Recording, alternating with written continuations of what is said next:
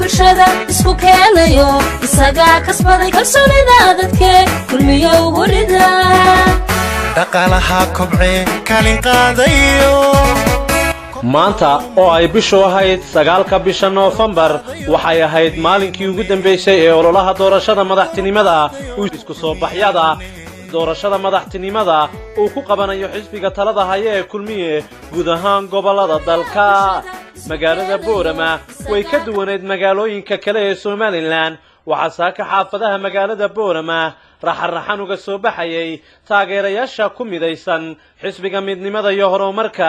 aqlabiyada bulshada Somaliland ee kulmiye waxana ay dadweynaha magaalada Boorama oo ku labisan astaanta xisbiga kulmiye ay mareen wadooyinka halbowlaha kuwaasi oo ku dhawaaqayay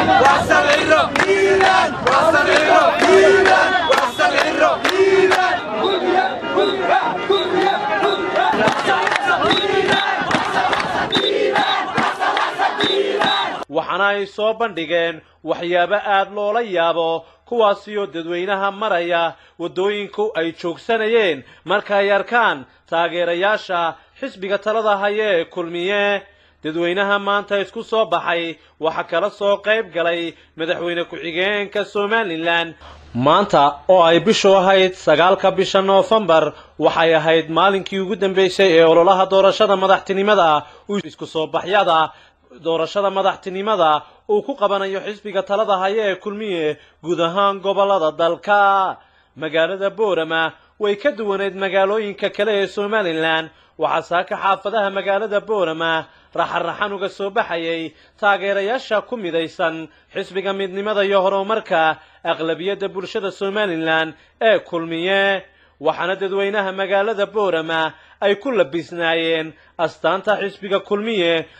waxana ay dadweynaha magaalada Boorama oo ku labisan astaanta xisbiga kulmiye ay mareen wadooyinka halbowlaha kuwaasi oo ku dhawaaqayay eraya ay taageero ugu muujinayaan xisbiga kulmiye waxana ay soo bandhigeen waxyaabo aad loola yaabo kuwaasi oo dadweynaha maraya wadooyinku ay joogsanayeen marka ay arkaan taageerayaasha xisbiga talada haya ee kulmiye kuwaasi oo dadweynaha magaalada Boorama marka ay arkaan joogsanayay dowlatuskani taageerayaashu ay soo bandhigayeen waxa iskugu yimaadeen barxadda khayriyada ee magaalada Boorama oo ahayd madashii loo ballansanaa inay dadku taageerayaasha kulmiye iskugu yimaadaan dadweynahan maanta isku soo baxay waxa kala soo qayb galay madaxweyne ku-xigeenka Somaliland mudane Cabdiraxmaan Cabdilaahi Ismaaciil Saylici ahna musharaxa madaxweyne ku-xigeen ee xisbiga rajada iyo horumarka iyo midnimada Somaliland ee kulmiye kaasoo mar labaad u taagan sidii horumarka dalka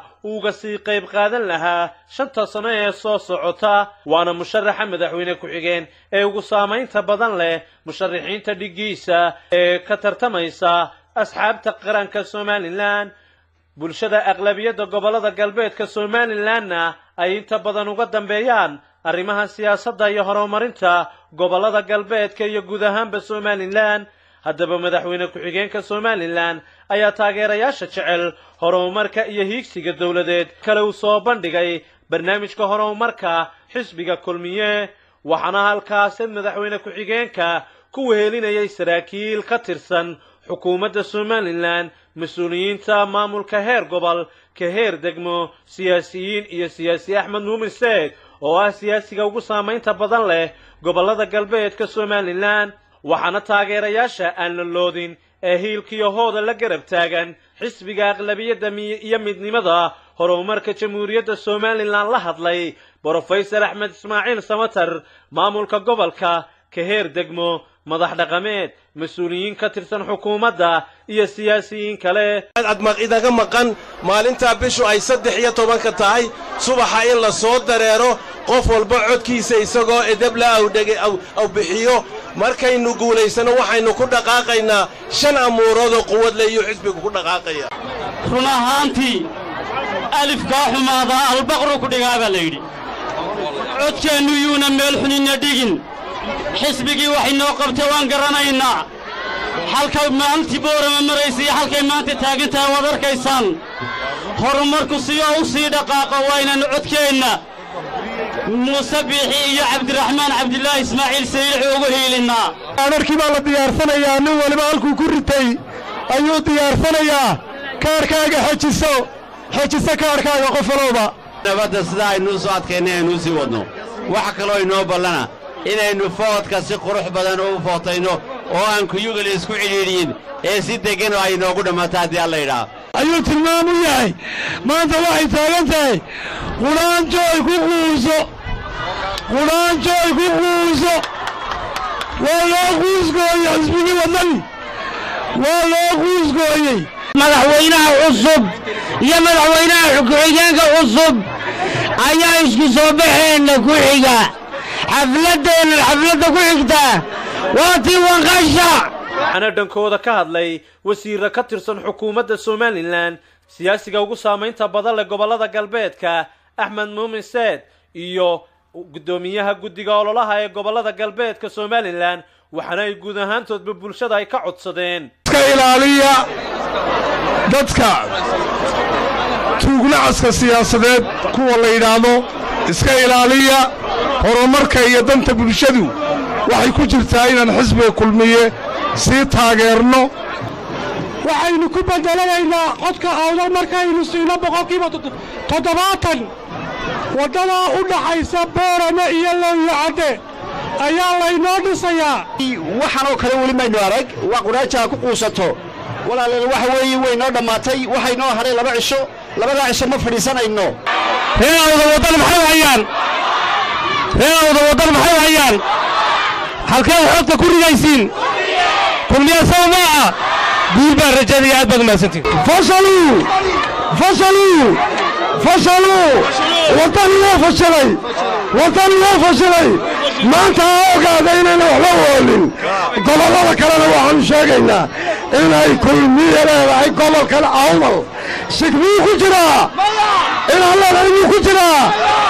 ugu dambayntii waxaa taageerayaasha tirada badnaa ee maanta codkooga iyo cududooda ku mideeyey xisbiga talada haya ee kulmiye uuna ku macasalaameynayay isku soo baxyada fagaarayaasha barxadda khayriyadda magaalada boorama la hadlay madaxweyne ku-xigeenka somalilan mudane cabdiraxmaan cabdilaahi ismaaciil saylici kaasi oo bulshada ka codsaday inay mar labaad u hibeeyaan siday codkooda u siiyaan xisbiga kulmiye horumarkana dalka halkaasi looga sii ambaqaado 70 ka badan ma siisan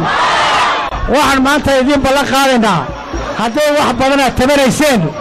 xisbiga kulmiye maanta wuxuu soo jeedaa in waxa wixii aan horumar qabannay iyo wixii naga qabyooday inaan dhammaystiro brofesaarka idin dhammaystiray tallaabooyinka la qaadayo maaha walaalayaal maaha arrin kaambeen midaan maanta beriish idinka tallaabayno been idinla sheegaya ilaahay baa nagu og waxaan diyaar u nahay in maanta nolosha joogta nolol dhaanta inaan gaadhno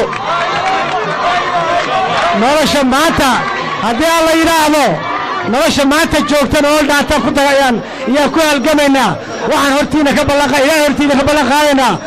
aniga iyo musharaxa madaxweynuhu inaan isbeddel weyn inaan samayno xag kasta laga sameeyo kaabayaasha dhaqaalaha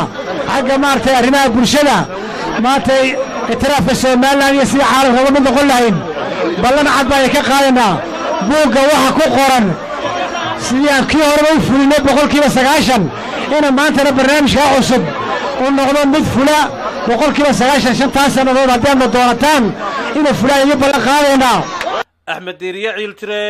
warbaahinta SBC magaalada boorama.